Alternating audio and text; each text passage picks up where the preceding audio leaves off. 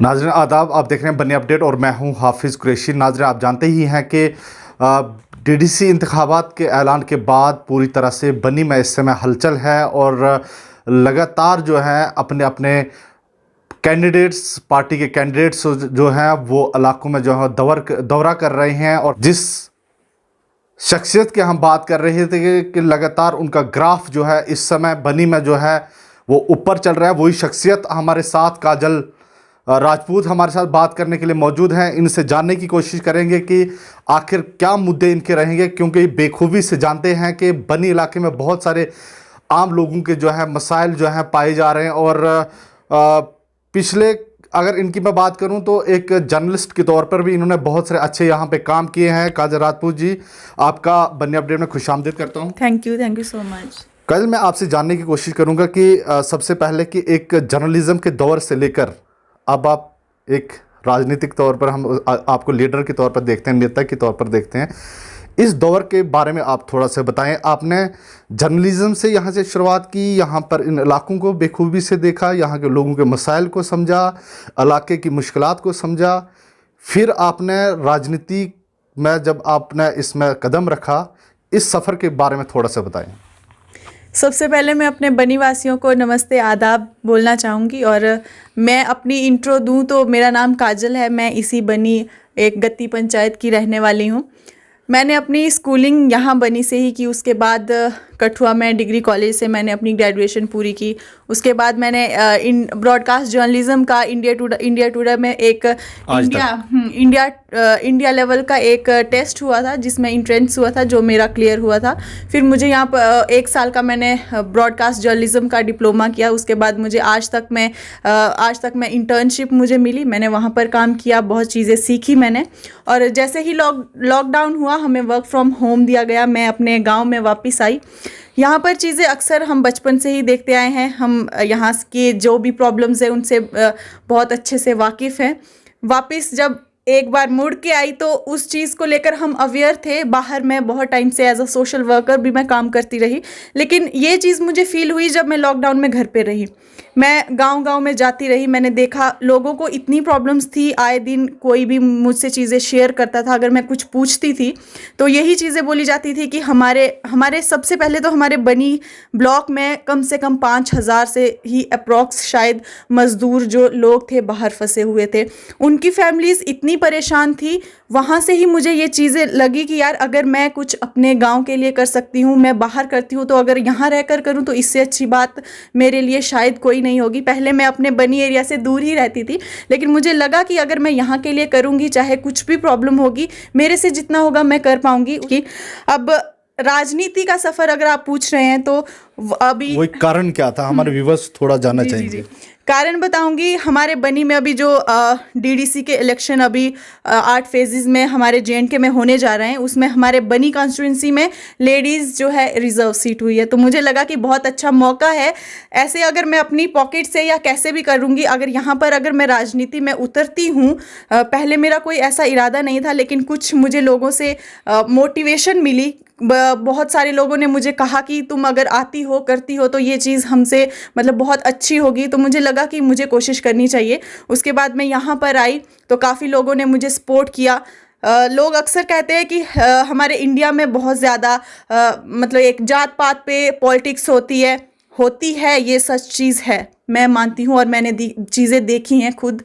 लेकिन मैंने अपने बन्नी में देखा हमारे लोग बहुत अवेयर हो चुके हैं और बहुत तंग भी हो चुके हैं। लोगों की झूठी राजनीतियों से, झूठे वायदों से लोग बहुत परेशान हैं।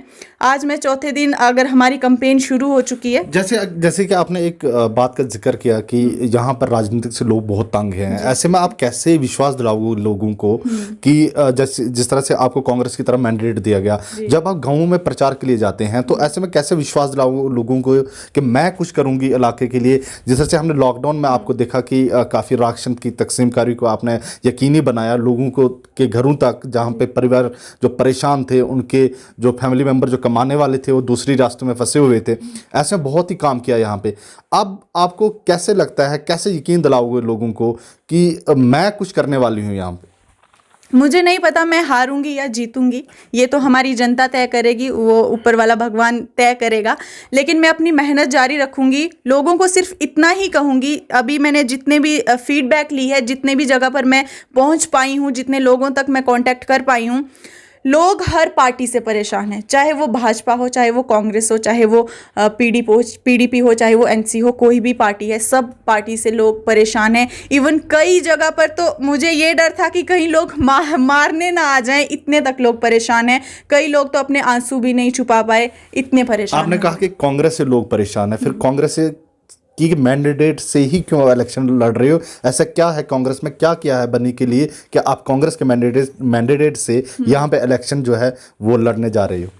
मैंने कांग्रेस का मैंडेट इसीलिए लिया है क्योंकि हमारे बनी में अगर कुछ काम हुआ है तो वो सिर्फ कांग्रेस की वजह से हुआ है। वो थोड़ा सा अपने व्यूअर्स को बताएं कि क्या क्या कांग्रेस ने यहाँ पे किया है। हमारे यहाँ पर अगर कोई कॉलेज की बात करता है, कोई हाई सेकेंडरी की बात करता है या किसी भी चीज़ की बात करता है तो वो सिर्फ और सिर्फ कांग्रेस की देन है। मुझे एक चीज़ बताई जाए कि भाजपा ने क्या किया है। जब लाल मास्टर जी थे हमारे, जब जिंदा थे, उन्होंने जो रोड सैंक्शन हुई हैं, जो इस वक्त दावे किए जा रहे हैं, जो हमारे एक्स एमएलए इस वक्त रह चुके हैं, वो कहते हैं कि हमने यहाँ पर रोड्स दी हैं, मैंने ये चीज़ दी है, वो मुझे बताएं कि उनकी नई डीपीआर्स कितनी आई हैं। ये जो रोड्स की बात वो कर रहे हैं, उन्होंने दी होंगी, 1-2 रोड दी होंगी, वो उनके गांव के लिए हैं और उनका काम मुझे नहीं पता कहाँ तक पहुंचा और कहाँ तक वो रुका पड़ा है। लेकिन इससे पहले की जो रोड्स बनी हैं और जो चल रही हैं वो काफ़ी टाइम पहले उनकी डीपीआर्स बन चुकी थी, जा चुकी है और उसका काम जो है वो अब शुरू हुआ है, उसमें वो अपना नाम नहीं दे सकते। मुझे नहीं लगता कि हम किसी की बुराई करके हम वोट पा सकते हैं। मेरी वो अपनी काबिलियत होगी कि अगर मैं वोट पाऊंगी, अगर लोग मुझ पर ट्रस्ट करेंगे, वो मेरी काबिलियत होगी। लोगों को इतना ही बोलूंगी कि किसी की झूठी बातों में ना आए। वोट बैंक जो लोग इकट्ठा करते हैं, उसमें अपनी गंदी राजनीति जो चलाते हैं उसमें ना फंसे, जात पात में ना फंसे, पार्टीज में ना जाएं, कैंडिडेट देखें, उस बेस पे ही अपना वोट दें। क्योंकि मेरा ये अपना मानना है कि parties, I don't think so कि पार्टीज कोई बुरी होती है, आगे कैंडिडेट काम करने वाला होना चाहिए। मोदी के नाम पर, यहाँ पर मैंने अभी तक जितना देखा है, यहाँ पर मोदी जी के नाम पर वोट मांगे जा रहे हैं।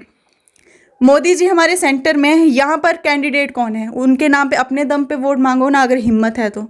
मोदी जी के नाम पर वोट मांगने की जरूरत हिम्मत है उनमें तो अपने नाम पे वोट मांगो, यह है काजल राजपूत का कहना। लेकिन मैं आपसे शायद आखिरी सवाल लेना चाहूँगा कि अगर हम पूरे बनी इलाके की बात करें तो बहुत सारा आज भी मसाइल पाए जा रहे हैं, जैसे बिजली है, पानी है, सड़क के इश्यूज़ हैं, एजुकेशन के इश्यूज़ हैं, इसके साथ साथ हेल्थ की जो सहूलियात है वो लोगों को नहीं प्रॉपरली मिल पा रही है। जहाँ तक कि एसडीएच, अगर हम बनी की ही बात करें, गाँव की बात तो छोड़िए, लेकिन अगर बनी अस्पताल की बात करते हैं, वहाँ पे अभी भी लगभग 10 से 12 डॉक्टर्स की जो पोस्ट वेकेंट्स है। इतना बड़ा इलेक्शन तो है नहीं, लेकिन ऐसे में एक बीइंग लेडी आप किस तरह से यहाँ के लोगों को विश्वास दिलाओगे कि अगर मैं जीत कर आती हूँ तो इन तमाम कामों पे जो है ये काम किया करूँगी और काम किया जाएगा? कहा जाता है डिजिटल इंडिया, लेकिन मैं कहूँगी कि हमारा बनी एक ऐसा पिछड़ा हुआ इलाका है, अभी भी है। कितनी भी सरकारें यहाँ पर रही होंगी, काम किए होंगे जितने भी किए होंगे, लेकिन मेरी ये अपनी फीडबैक है। मुझे नहीं पता कि कौन सी पार्टी ने कैसा काम किया है, मुझे वो चीज़ें बात नहीं करनी। पीछे वाली बातों में मैं विश्वास नहीं रखती हूँ। मेरा मानना है कि हमारा जो कल है हमें उस पर कॉन्सेंट्रेट करना चाहिए, हमारा जो आने वाला कल है। जितने भी गाँव में मैं गई हूँ, लोग आज भी पानी और राशन के लिए तरस रहे हैं। तो डिजिटल इंडिया कहाँ से हुआ? मुझे कोई इस चीज़ का आंसर दे दे कि कहाँ से ये डिजिटल इंडिया हुआ।